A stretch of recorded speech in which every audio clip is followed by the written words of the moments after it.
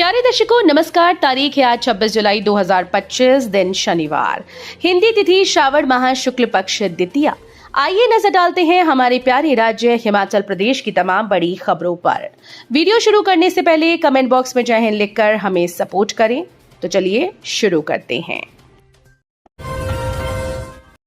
हिमाचल में गहराया आर्थिक संकट, सरकार फिर लेने जा रही 1000 करोड़ का कर्ज। हिमाचल प्रदेश इस समय दोहरी मार झेल रहा है। एक तरफ मानसून की मारक बारिशों से उपजी प्राकृतिक आपदा ने कहर बरपाया, वहीं दूसरी ओर राज्य सरकार गंभीर आर्थिक संकट का सामना कर रही है। प्रदेश की कमजोर होती आर्थिक स्थिति से जूझने के लिए सरकार अब 1000 करोड़ रुपए का नया कर्जा लेने जा रही है। सरकार ने इस कर्ज को लेने के लिए प्रक्रिया शुरू कर दी। ये ऋण 22 वर्षों की अवधि के लिए लिया जाएगा। 29 जुलाई को नीलामी की प्रक्रिया पूरी की जाएगी और 30 जुलाई को ये राशि राज्य सरकार के खाते में आ जाएगी। तय कार्यक्रम के अनुसार इस कर्ज को 30 जुलाई 2047 तक चुकाना होगा। इस नए कर्ज के साथ हिमाचल प्रदेश पर कुल कर्ज का आंकड़ा बढ़कर 1,75,00,000 करोड़ रुपए हो जाएगा। मल्टीटास्क वर्कर्स को विभाग ने दी बड़ी राहत, अब प्रधानाचार्य भरेंगे ऑनलाइन हाजिरी। राज्य के सरकारी स्कूल में कार्यरत मल्टीटास्क वर्कर्स को विभाग ने बड़ी राहत दी है। स्मार्टफोन न होने के चलते मल्टीटास्क वर्कर विद्या समीक्षा पोर्टल पर ऑनलाइन हाजिरी नहीं लगा पा रहे थे। इस कारण उन्हें दिक्कतों का सामना करना पड़ रहा था। शिक्षा विभाग ने इन्हें राहत दी है। अब ये ऑनलाइन हाजिरी खुद नहीं लगाएंगे। स्कूल के प्रधानाचार्य व मुख्य अध्यापक को इसके लिए अधिकृत किया गया है। वे अपने अधीन आने वाले मल्टीटास्क वर्कर की हाजिरी का रिकॉर्ड ऑनलाइन फीड करेंगे। निदेशक स्कूल शिक्षा विभाग आशीष कोहली की ओर से इस संबंध में निर्देश जारी कर दिए गए हैं। हिमकेयर योजना से सरकारी कर्मचारी बाहर, प्रशासन ने दिए सख्त कार्रवाई के आदेश। हिमकेयर योजना से शामिल सरकारी अधिकतर कर्मचारियों और उनके परिवारों को बाहर कर दिया गया है। हालांकि वर्तमान में भी कई सरकारी कर्मचारी योजना का लाभ ले रहे हैं। प्रदेश के मुख्य सचिव प्रबोध सक्सेना ने ऐसे कर्मचारियों का डेटा मांगकर उनके खिलाफ सख्त कार्रवाई करने के निर्देश दिए हैं। प्रदेश सरकार ने यह स्पष्ट किया है कि हिमकेयर का लाभ पात्र परिवारों को मिले। सरकारी कर्मचारियों को सरकार की तरफ से मेडिकल रीइंबर्समेंट सुविधा दी जा रही है। ऐसे में उन्हें हिमकेयर का लाभ नहीं मिलेगा। स्वास्थ्य मंत्री बोले, अत्याधुनिक उपकरणों से लैस होंगे स्वास्थ्य संस्थान, 1 माह में होगी खरीद। स्वास्थ्य और परिवार कल्याण मंत्री डॉक्टर कर्नल धनीराम शांडिल ने कहा कि प्रदेश के चिकित्सा महाविद्यालय, आदर्श स्वास्थ्य संस्थान और अन्य चिकित्सा संस्थान जल्द ही आधुनिक स्वास्थ्य उपकरणों व मशीनों से लैस होंगे। उन्होंने कहा कि CT scan, X-ray, ultrasound, phaco diagnostics machines और अन्य अत्याधुनिक उपकरणों की खरीद 1 माह के भीतर सुनिश्चित की जाएगी। मरीजों की सुविधा के लिए अगस्त 2025 तक इन्हें विभिन्न स्वास्थ्य संस्थानों में स्थापित कर दिया जाएगा।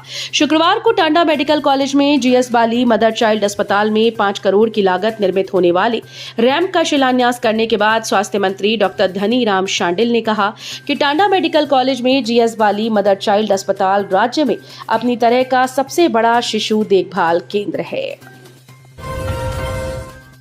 जॉब ट्रेनिंग नीति वापस नहीं ली तो करेंगे आंदोलन। भारत के जनवादी नौजवान सभा की राज्य कमेटी ने प्रदेश सरकार द्वारा लाई गई जॉब ट्रेनिंग नीति को युवा विरोधी और जन विरोधी करार दिया है। संगठन का कहना है कि प्रदेश की कांग्रेस सरकार स्थायी रोजगार के वायदे के साथ सत्ता में आई थी, लेकिन अब वही सरकार युवाओं के भविष्य के साथ खिलवाड़ कर रही है। राज्याध्यक्ष सुरेश सरवाल ने कहा कि प्रदेश सरकार पहले पशु मित्र, वन मित्र और फिक्स टर्म रोजगार जैसी नीतियों को लागू कर चुकी है, जिससे युवाओं और आम जनता में नाराजगी है। आपदा में अपनों को खो चुके बच्चों का सहारा बनी सरकार, मासूम नितिका को मिला चिल्ड्रन ऑफ द स्टेट का दर्जा। बीते महीने मंडी जिले में आई भीषण प्राकृतिक आपदा ने कई परिवारों को असहनीय पीड़ा दी। इस त्रासदी में जहां कई घर उजड़ गए, वहीं कुछ मासूम बच्चे अपने माता पिता की छांव से हमेशा के लिए वंचित हो गए। ऐसे नौनिहालों के जीवन को नई राह देने के लिए प्रदेश सरकार उनके साथ एक संवेदनशील अभिभावक की भूमिका निभा रही है।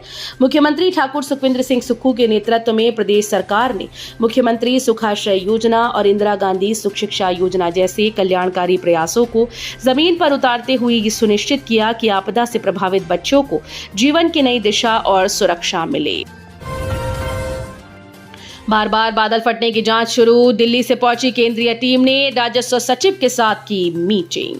हिमाचल में प्राकृतिक आपदाओं की बढ़ती घटनाओं का पता लगाने के लिए केंद्रीय गृह मंत्रालय द्वारा गठित बहुक्षेत्रीय केंद्रीय टीम के साथ शिमला में अतिरिक्त मुख्य सचिव राजस्व के पंत की अध्यक्षता में बैठक हुई। बैठक में बहुक्षेत्रीय केंद्रीय टीम के team leader colonel K P Singh, सदस्य doctor S K Negi, professor Arun Kumar, doctor Neelima Satyam और डॉक्टर सुष्मिता जोसेफ मौजूद रहे।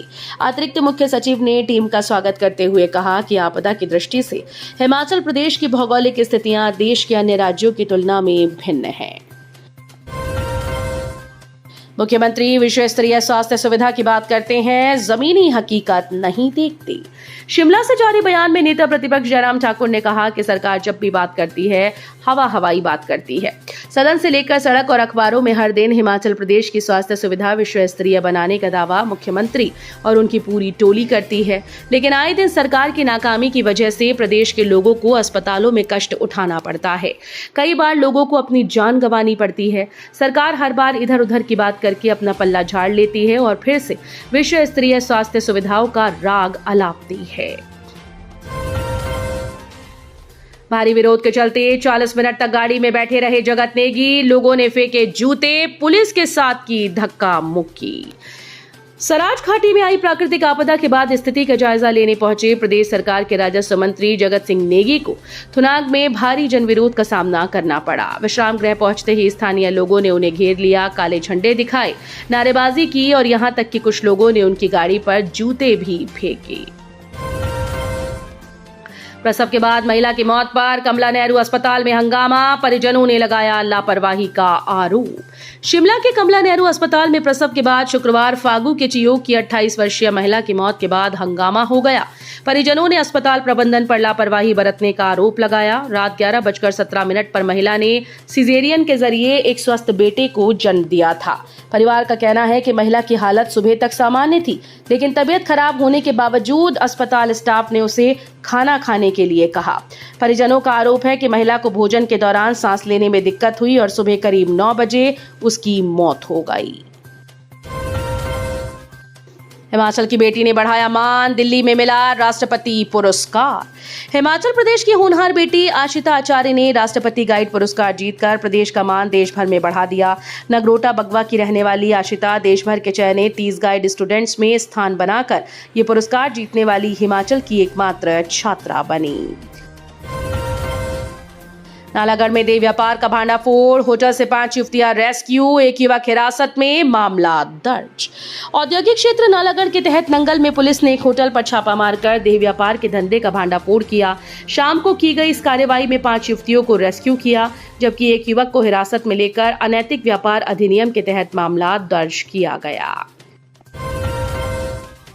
वन विभाग की गुप्त सूचना पर बड़ी कार्रवाई, ठेकेदार के घर के पास खैर के सैकड़ों मोछे जब्त। वन विभाग ज्वालामुखी की टीम ने सपड़ी भाटी में गुप्त सूचना पर बड़ी कार्रवाई करते हुए खैर के पेड़ों के सैकड़ों मोछे बरामद किए। बरामद किए गए मोछों की कीमत करीब 10 से 15 लाख रुपए आकी जा रही है।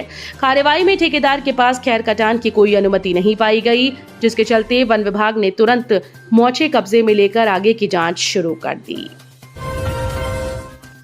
पुलिस की नशे के खिलाफ बड़ी कार्रवाई, चिट्टे की खेप के साथ 3 युवक गिरफ्तार। पुलिस थाना घुमारवीं की टीम ने नशे के खिलाफ बड़ी कार्रवाई को अंजाम देते हुए 3 युवकों 30.1 ग्राम चिट्टे के साथ गिरफ्तार किया।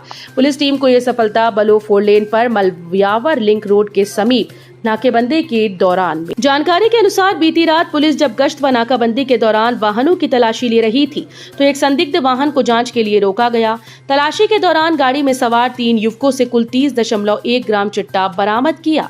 इस पर पुलिस ने 3 आरोपियों को मौके पर से गिरफ्तार कर लिया है। तो ये थी आज की फटाफट खबरें। हम मिलेंगे अगले बुलेटिन में, तब तक के लिए धन्यवाद। जय हिंद।